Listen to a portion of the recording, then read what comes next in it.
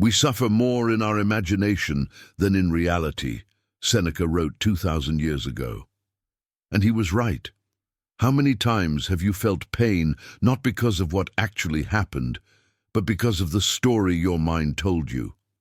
Pain that spirals in your thoughts, feeds on your fears, and grows every time you replay it in your head. Have you ever felt trapped in a moment that seemed unbearable? A heartbreak you couldn't shake off, a failure that defined your identity, a fear that wouldn't let you breathe. We've all been there, and it's easy to believe that this pain is permanent, that it controls you, that there's nothing you can do about it. But what if that wasn't true? What if the power wasn't in the pain, but in your perception? Today, we're going to discover how the Stoics dealt with pain, not in theory, not in books, but in life, in silence, in hardship, in loss. They didn't escape suffering, they faced it. They understood that pain is part of existence, but suffering is a choice, and that choice lives in how we think. Epictetus was not a philosopher in luxury. He was born a slave. He walked through life with a crippled body. He was beaten, ignored, rejected, but he found something that couldn't be touched: his mind. His teachings were forged in suffering, and yet they speak of freedom. Because to Epictetus, freedom wasn't about circumstances. It was about mastery of the self. This video will give you 10 Stoic principles drawn from Epictetus that can change how you confront pain. Not just emotional pain, not just daily stress, but the kind of pain that makes you question everything. These aren't ideas to admire. They're weapons to use, shields to carry. They're a way to stand still while the world shakes around you. And here's what I want you to do. Go to the comments and write this phrase: I am stronger than my thoughts. Write it, not because it sounds good, but because today you'll begin to make it true. This is your path, your test, your reminder. Welcome to Stoic Diary. Lesson 10. Master the mind before the world. We suffer more in our imagination than in reality, said Seneca. But no Stoic lived and proved this truth more painfully than Epictetus.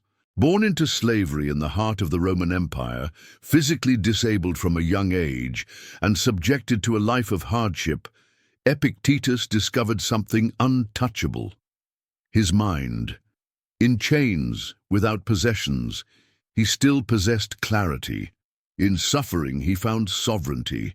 This lesson number 10, is about that exact sovereignty. The world can collapse around you, but if you govern your thoughts, your world stays intact. Epictetus taught that it is not the events themselves that disturb us, but our opinions about them. It's not what happens to you, but how you react to it that matters. He repeated this idea so often because it was the anchor of his philosophy. You cannot control whether the storm comes. You cannot dictate what others say or do, but you can control your response. You can remain unmoved when others fall apart. And in that response, in that calm between stimulus and reaction, lives your ultimate freedom. Imagine the time he lived in, 1st century Rome. He was a slave under a master who, by historical accounts, could be cruel. He walked the streets of Rome not as a citizen but as property. The political climate was unstable. Emperors like Nero ruled with fear and suspicion. People vanished, were exiled or executed, their fortunes erased in a single breath. In that world, mastery over your mind wasn't just a philosophical luxury, it was a tool for survival. Epictetus didn't speak of theory, he spoke of experience, and his message was this: there is a part of you that no one can touch. Guard it, develop it, master it before the world tries to master you. Now picture this in the 21st century. You're in a conference room. Your boss tells you that the company is moving in a new direction and your role is being eliminated. There's a long pause. You hear the words, but they feel like they're happening to someone else. Your pulse quickens, your thoughts race. What now? What did I do wrong? What will I tell my family? But here's the moment of truth. the moment where philosophy either lives or dies. This is not the time for panic. It is the time for choice. If you react with anger or despair, if you spiral into blame or fear, the event will have conquered your mind. But if you pause, even just for a few seconds, and take ownership of your reaction, you win. Not the job, not the approval of others. You win control over yourself. That's what Epictetus meant. The job is external, the emotion is internal. And only one of them belongs to you. Let's be clear. This isn't about ignoring pain or pretending you don't feel. Stoicism does not teach indifference. It teaches discipline, to feel and still choose, to be wounded and still stand. The Stoic does not avoid life's weight. He carries it with poise. So next time something goes wrong, truly wrong, pause. Take 3 slow breaths and ask yourself, is this under my control?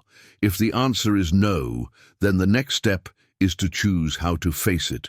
That choice is where your power lives. Your mind, like a fortress, is impenetrable if you do not open the gate.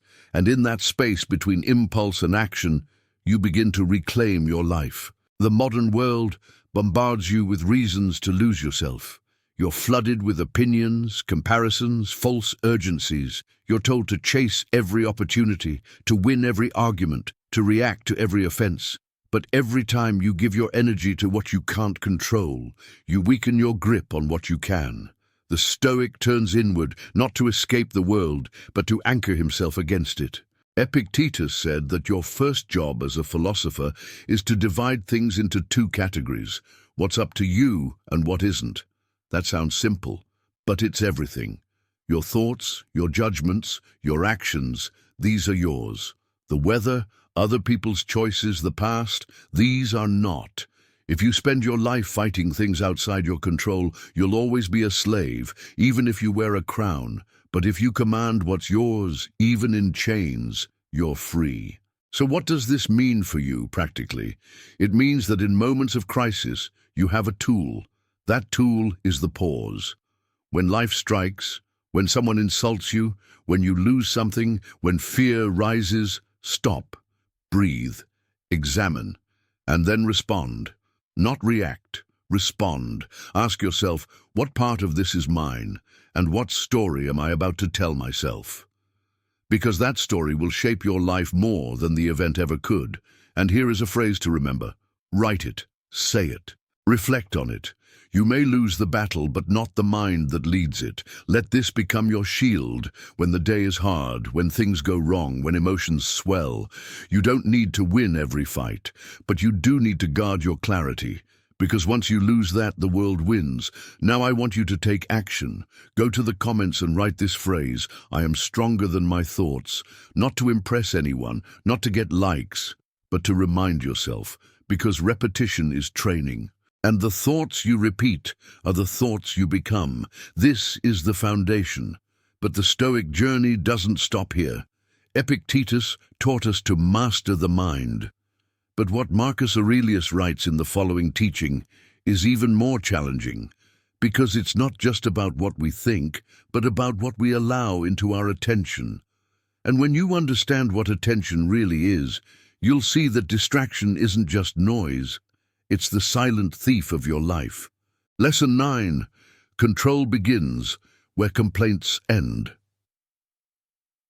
There is only one way to happiness, and that is to cease worrying about things which are beyond the power of our will. Epictetus didn't just write this to sound wise, he lived it.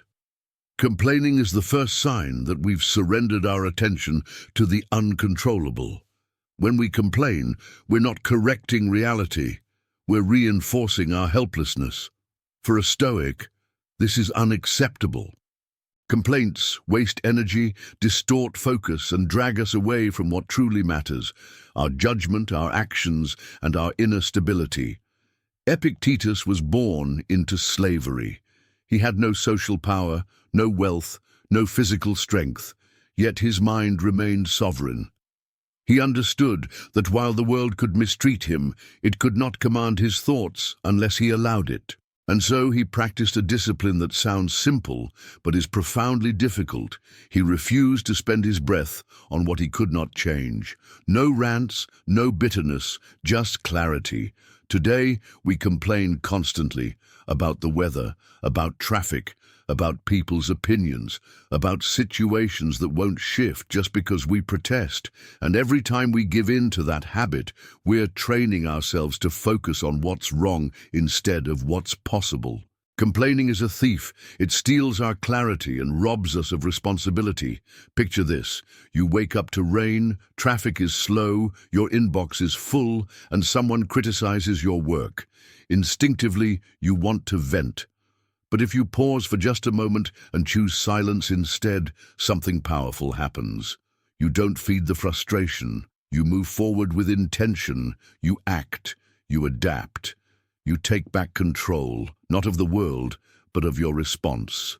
And that's where your real power lives. Seneca once wrote, "A gem cannot be polished without friction, nor a man perfected without trials." Complaints are resistance to that friction. They are your way of saying, I don't want to grow, I want the world to bend to me. But the Stoic knows the world won't bend. What must change is within. So here's a practical challenge. Go one full day without a single complaint. Not one. No matter what happens, resist the urge to speak negatively about what you cannot change. Instead, redirect your focus. Notice what you can do. Protect your energy. You'll find your attention sharpens, your patience deepens, and your strength begins to show. Keep this phrase in mind. Control begins where complaints end. And now, take the first step by writing this in the comments. I am done complaining about what I cannot control. Not for others, but for yourself. Because repetition builds identity, and your words shape your world. But if you think this lesson is challenging, what comes next is even deeper. Because Seneca believed it's not enough to respond well. We must prepare in advance. And in the next lesson, we'll explore how imagining adversity doesn't make you weak or negative. It makes you impossible to break. Lesson 8. Expect the fire before it burns. Fortune falls heavily on those for whom she's unexpected. The man who is always expecting her comes off unhurt. That's what Seneca wrote, and it remains one of the clearest descriptions of Stoic resilience. Life will test you. You already know that. What the Stoics ask is simple. Why wait to be surprised? Prepare now. Think clearly. Expect the fire before it burns. This principle is called premeditatio malorum, the premeditation of evils. It's not pessimism, it's mental strength. The Stoic imagines loss, rejection, injury, even death, not to fear them, but to weaken their emotional sting. If you've already visited the worst in your mind, reality can't shock you into collapse. Pain may still come, but panic won't. Seneca practiced this daily. Living under the unpredictable rule of Nero, he knew any day could bring exile or execution. So he rehearsed loss, not emotionally but rationally. That way, when hardship came, it found him already standing. Now imagine this in modern life. You have a big opportunity tomorrow. Instead of only visualizing success, you spend a few minutes calmly imagining what might go wrong. The deal might fall through. You might get bad news. You might feel embarrassed. But then you ask, and what will I do if that happens? This practice is not about negativity. It's about control. Fear fades when you stare at it long enough. We're conditioned to chase positivity at all costs, but unprepared minds shatter at the first sign of chaos. The Stoic mind doesn't wish for failure, but it trains for it. It's not soft optimism, it's durable realism. Here's something you can try. Each morning, ask yourself, what might go wrong today? Don't catastrophize, just calmly acknowledge potential adversity. Then ask, what will I do if it happens? This habit builds courage, it builds clarity, it makes fear a familiar visitor instead of a terrifying stranger. And if you ever forget this principle, remember this phrase: expect the fire before it burns. Now go to the comments and write, "I will not be surprised by the inevitable," because what comes next in the Stoic path is even harder. It's not about facing loss or imagining failure. It's about facing people, especially those who treat you unjustly. And what Marcus Aurelius taught about compassion and strength might change everything you thought about power. Lesson 7. Rule the emotion, not the enemy. When someone does you wrong, Marcus Aurelius wrote, consider what mistake of theirs led them to it. Once you understand, you will pity them instead of hate them. This is not weakness, it's control. The Stoic doesn't allow others' actions to dictate their emotional state, because the moment you let anger decide your response, you've given your enemy the victory, without them lifting a finger. In Roman times, insult could lead to public disgrace. Injustice could come from a neighbor or an emperor, and yet Marcus Aurelius, while ruling an empire and commanding armies, wrote about kindness, restraint, and understanding. Why? Because he knew that true strength isn't revealed in domination, but in discipline. Anger is easy, retaliation is natural, but both are reactions based on impulse, not judgment. The Stoic teaches that the real threat is not the insult or betrayal itself, but your own internal reaction to it. As Epictetus said, it is not he who reviles you or strikes you who insults you, but your opinion that these things are insulting. You are the filter. You decide what enters your peace and what doesn't. Imagine someone undermines you in front of others. Your instinct is to defend, to bite back, to restore your ego. But pause. What if you let their words reveal more about them than they ever could about you? What if you chose silence or calm correction instead of emotional retaliation? In that moment, you're not suppressing weakness. You're demonstrating strength. Consider this image, a torch held in the wind. The weak flame flickers and dies, but the steady flame, protected at its core, withstands the gust. Your composure is that steady flame. The world will blow and provoke, but only you decide if the fire spreads or holds. This isn't about being passive. Stoicism never taught submission to evil or injustice. It taught measured, purposeful action, free from rage. A Stoic may act, speak, even punish, but never with a heart poisoned by hatred. Because once emotion corrupts your judgment, you are no longer leading. You are being led. So here is the reflection. Don't fight to win over others. Fight to rule over yourself. Let others be loud. Let them strike. You remain rooted. Anger is loud and quick. Strength is quiet and slow. And that strength must also extend inward. Because sometimes the enemy isn't a person, it's your own expectations. And what Epictetus teaches next will challenge your entire view of fairness and control. Lesson 6. Drop the word fair. Forever. Don't hope that events will turn out the way you want. Welcome events in whichever way they happen. This is the path to peace.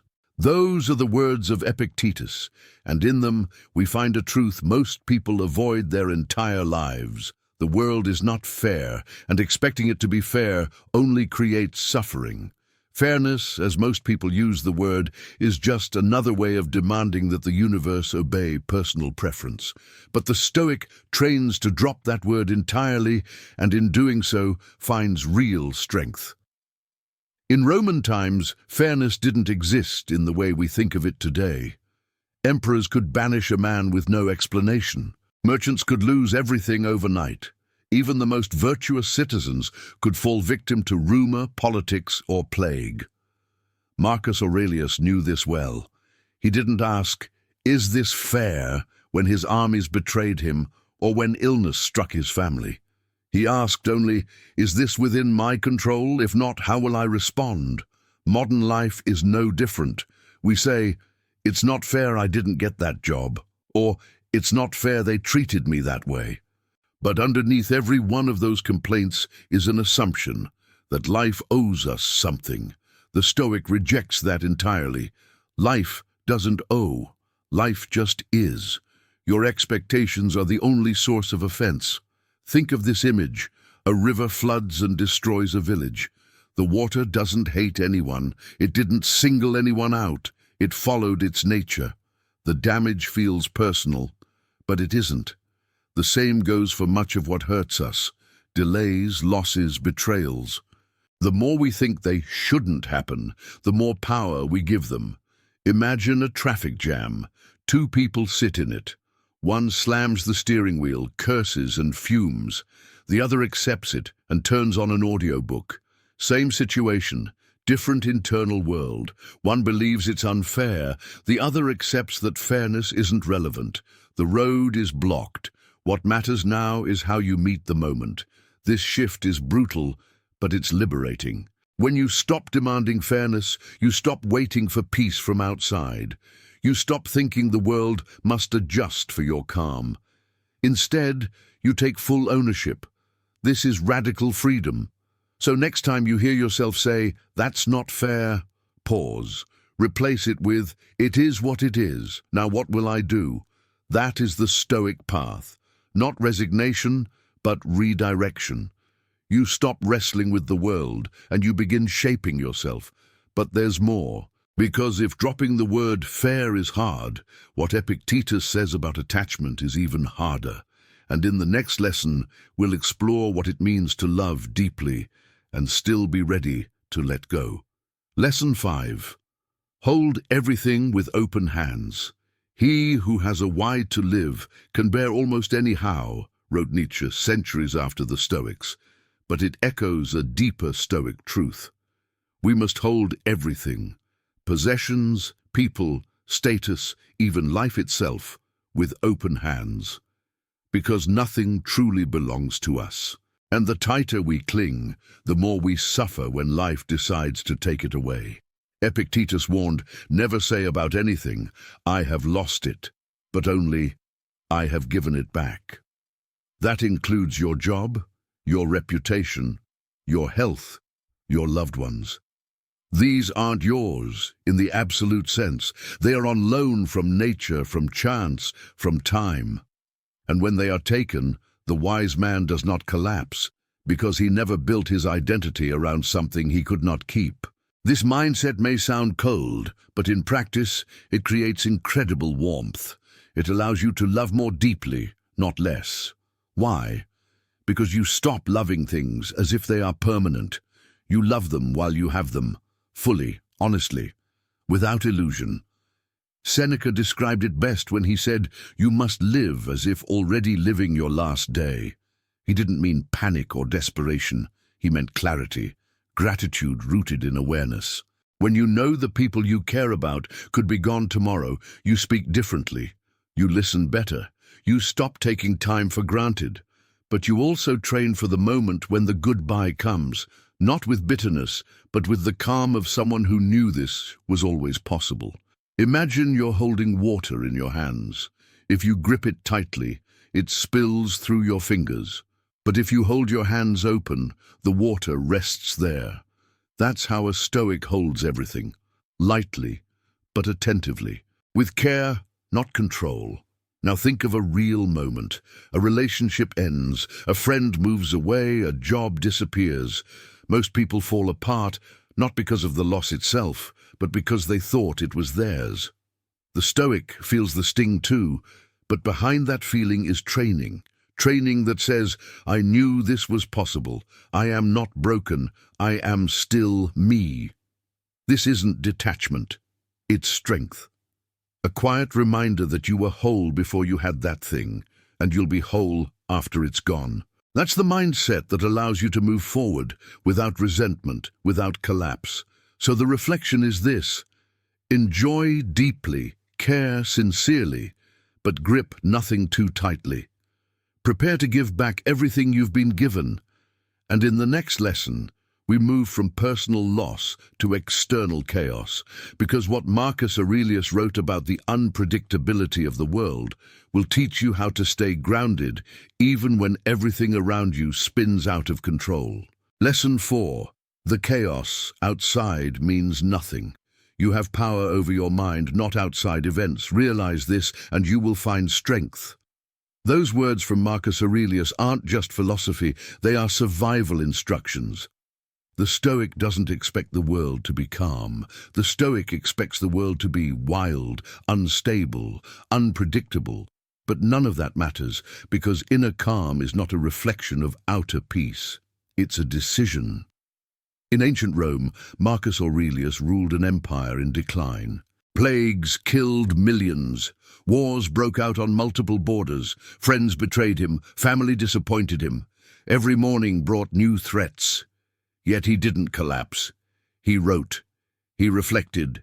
He reminded himself, again and again, that what happens outside is never as powerful as what happens within.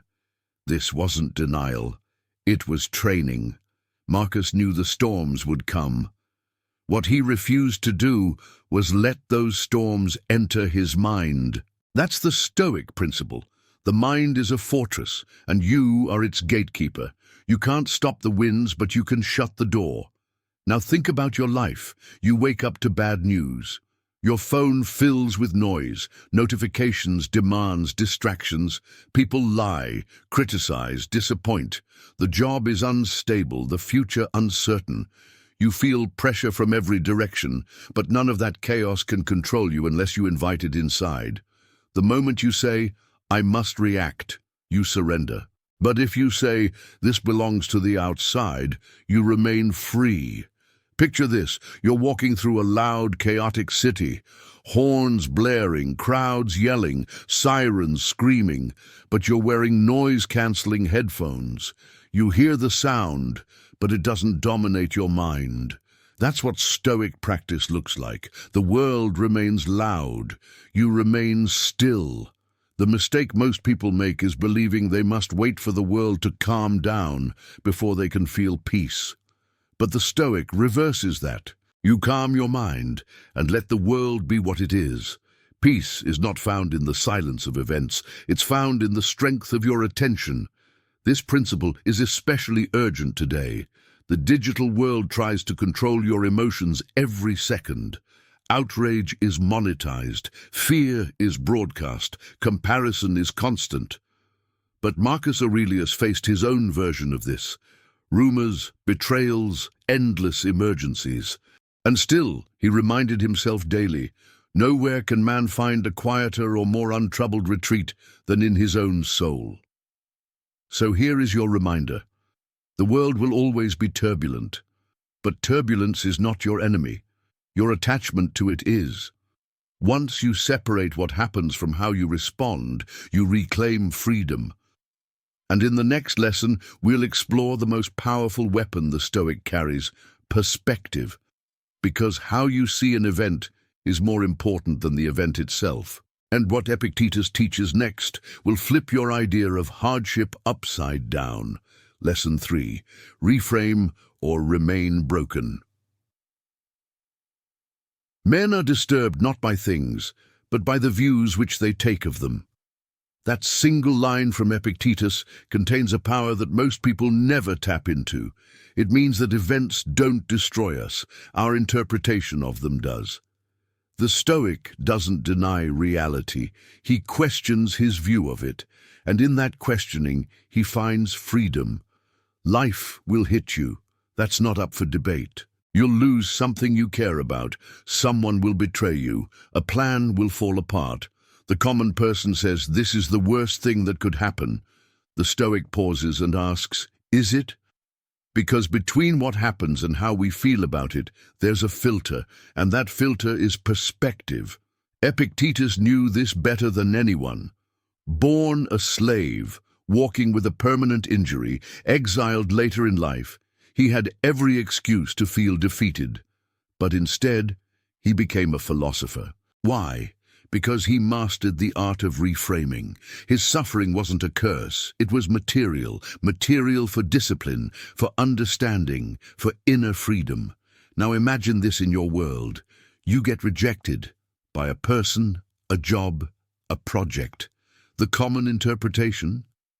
I'm not good enough. But the Stoic reframing. This is a test, a redirection, a lesson I needed. Same event, radically different life. Reframing isn't lying to yourself. It's returning to the truth that most of our pain comes not from reality itself, but from the story we attach to it. Change the story and you change your relationship to pain. Think of a sculptor looking at a block of stone. Most people see heaviness, limitation, a rough surface, but the sculptor sees potential. Why? Because he's trained his vision to see through what's there. The Stoic mind works the same way. Where others see failure, you can train yourself to see raw material. You don't need new circumstances. You need new eyes. This doesn't mean ignoring injustice or pretending everything is fine. Stoicism doesn't teach denial. It teaches strength. And strength begins when you stop asking, "Why did this happen to me?" and start asking, "What can I make of this?" There is always a choice, reframe or remain broken, and the longer you stay in the wrong frame, the heavier the moment becomes. A broken plan becomes a broken week. A harsh word becomes a ruined day. But if you intervene early, if you question the thought before it takes root, you begin to cut the chain. So here is the discipline. When something feels painful, before reacting, pause and ask, is this a fact or my interpretation? That question opens a gap, and in that gap lives your power. But the next lesson takes it even further, because it's not just about how you think, it's about how you act. And what Marcus Aurelius says about doing your duty, even in discomfort, will redefine what it means to live with purpose. Lesson 2. Do the work, not for the reward, just that you do the right thing. The rest doesn't matter. That's what Marcus Aurelius wrote to himself. Not to impress others, not to publish a book, but to remind himself of a truth he was trying to live. That duty, not recognition, defines the Stoic path. In a world obsessed with results, applause, and status, the Stoic turns inward and asks only one thing: am I doing what is right, regardless of outcome? In ancient Rome, duty wasn't just a virtue, it was survival. Marcus Aurelius ruled during war, plague, and betrayal. Every day, he was pulled in 100 directions by people with competing agendas. He couldn't afford to base his peace on success or praise. He had to anchor it in something unshakable, action done with integrity. His journal, later known as Meditations, is filled with reminders to himself, not to chase reward, but to stay on the path. This mindset flies in the face of modern culture. Today, people want results instantly. They want the gym to change their body in a week. They want the post to go viral. They want recognition after one act of effort. But the Stoic teaches that the reward is the act itself, not because results don't matter, but because they are not fully in your control. What is in your control? Showing up, doing the work, staying aligned with your principles. Imagine an archer. He trains daily, he aims with precision, he releases the arrow. But once the arrow leaves the bow, it's no longer in his control. The wind may shift, the target may move. The Stoic archer doesn't scream if he misses, he simply asks, did I shoot with discipline? If yes, he's at peace. If no, he corrects. You can apply this everywhere. At work, instead of obsessing over being noticed, focus on delivering value. In relationships, instead of needing constant appreciation, focus on loving sincerely. In habits, instead of chasing perfection, focus on consistency. This recenters your power where it belongs, in the process. The reward will come or it won't. You'll be praised or you won't. But none of that should decide whether you act. Epictetus put it clearly. Don't look for approval except for the consciousness of doing your best. That approval can't be taken from you. It's internal. It's earned moment by moment through honest effort. So the next time you're tempted to ask, "What will I get from this?" ask instead, "Who am I becoming by doing this?" That's the Stoic shift, from reward to reason, from outcome to purpose. And in the next lesson, we'll go deeper into the foundation of it all. Because the greatest enemy of peace isn't failure or rejection, it's the belief that we are owed something. And what Marcus Aurelius teaches next will destroy that illusion completely. Lesson 1. You are owed nothing. Begin each day by telling yourself, "Today I shall meet with interference, ingratitude, insolence, disloyalty, ill will, and selfishness." These words from Marcus Aurelius don't sound like motivation. They sound like a warning, but that's exactly what makes them powerful. The Stoic wakes up prepared, not for praise, but for disappointment, not because he's negative, but because he refuses to be naive. And at the core of this mental preparation is a simple truth. You are owed nothing. This idea is violent to modern thinking. We are taught, sometimes subtly, that we deserve things, deserve to be happy, deserve respect, deserve fairness. But the Stoic strips that away. He reminds himself that life doesn't operate on what you believe you deserve. It moves by its own nature, unpredictable, indifferent, and often harsh. The moment you believe the world owes you something, you've already given it the power to hurt you. Marcus Aurelius was emperor, but he didn't believe he was entitled to comfort. He trained his mind to expect resistance, not because he enjoyed suffering, but because he knew that peace comes from letting go of entitlement. When you expect nothing, you are grateful for anything. When you demand nothing, you are free from bitterness. The less you believe you are owed, the more power you hold. Now bring this into your life. Think about how often you've felt resentment, not because something terrible happened, but because something didn't happen the way you thought it should. You weren't thanked, you didn't get the opportunity, someone treated you unfairly, you didn't get what you believed you earned. But ask yourself, was it truly promised to you? Was it ever yours? Or did you just expect it? The Stoic knows. Expectations create wounds, and expectations built on entitlement are the deepest wounds of all. Let go of them. Detach from the invisible contracts you've made with the world. Contracts like, "If I work hard, I will succeed," or "If I am kind, others will be kind to me."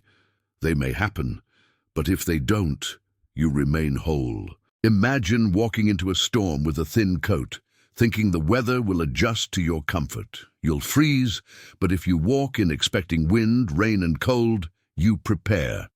And once prepared, you can endure. So let this become your discipline. Erase the word deserve from your mental vocabulary. Replace it with, "I will respond." Respond with strength. Respond with clarity. Respond without needing the world to follow your script.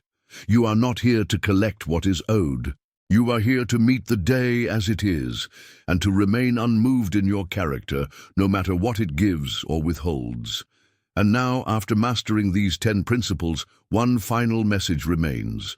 Not from Epictetus, not from Marcus, not from Seneca, but from within you, because in the final chapter we'll return everything you've learned back to its source, the person you must become if you truly want to live as a Stoic.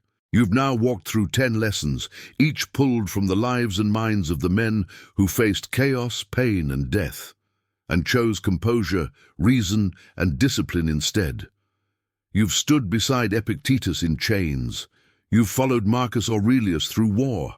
You've read the words of Seneca, written with calm as he awaited his own forced suicide. These were not abstract philosophers writing from towers of comfort. They were soldiers, slaves, statesmen, living through uncertainty far greater than most of us can imagine, and yet they spoke of peace, not the peace that comes from a quiet world, but the peace that begins and ends in the self. The Stoics did not write for entertainment. They wrote to survive. They sharpened their thoughts like weapons and carried their words like shields, and now you've begun to carry them too. You've learned that your mind is the only territory where freedom truly exists. You've seen how the chaos of the world is less dangerous than the chaos you allow inside. You've discovered that your reactions, not your circumstances, are what define your life. These are not minor truths. They are the foundation of a way of living that has carried through centuries, because it touches something unchanging in human nature, the struggle to remain upright when everything tries to pull us down. At the core of Stoicism is one question that must be asked daily, sometimes hourly. What depends on me? Not in a theoretical sense, but right now in this moment, what part of this situation is within my control? The rest can be released. Not with indifference, but with discipline. You don't need to pretend you feel nothing. You need only remember that feeling is not the same as being ruled. The Stoic feels pain and fear, but chooses not to become them. It's easy to hear these teachings and feel inspired for a moment, but Stoicism is not about the rush of inspiration. It's about repetition, practice, quiet strength. It's not a breakthrough. It's a lifestyle. That's what Stoic Diary exists to remind you. Not just of ideas, but of habits, because habits shape character, and character is what the Stoic protects above all else. Now you must begin to observe yourself, not with judgment, but with ruthless honesty.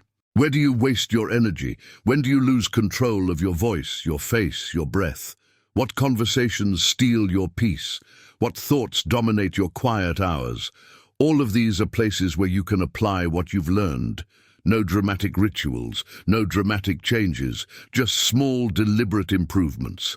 This philosophy asks you to trade comfort for clarity, to replace complaint with control, to stop waiting for life to get easier and instead become stronger. To stop bargaining with reality and instead meet it head-on with clean perception and stable judgment. There is no hero coming to fix your life. There is no perfect future waiting if you just push a little harder. There is only you now, responding, adjusting, refining, becoming. The teachings of Epictetus, Seneca, and Marcus Aurelius are not complete until you live them, until you choose not to shout when provoked, until you choose not to crumble when plans fall apart, until you stay rooted in a world designed to pull you in every direction. Then, and only then, can you call yourself a student of this path. But understand this: you will fail, you will forget, you will react before you reflect, you will say things you regret, you will cling when you should release, and still you return. That's Stoicism, not perfection, persistence. You fall, you stand, you try again, you breathe, recenter, and move forward, because your compass is not results, it is effort, integrity, daily discipline. Imagine waking tomorrow and seeing the day not as a battlefield to conquer, but as training. Every inconvenience, training. Every insult, training. Every delay, every rejection, every unforeseen complication, training. Training for what? For character, for clarity, for freedom. Not freedom from hardship, but freedom within it. This is why the Stoics meditated on death, not to feel afraid, but to sharpen urgency. You are not guaranteed more time. So how will you use today? Will you waste it trying to control others, or will you control your thoughts? Will you waste it arguing with what is, or will you align yourself with what can be done? There's a line from Marcus that should follow you. Waste no more time arguing what a good man should be one. That's the final instruction. That's what remains after all the books, all the quotes, all the lessons. Act. Wake up and live this. Not once, not loudly, but every day in quiet ways, with clarity and firmness. Speak less, do more, want less, give more, let go of outcomes, master your mind.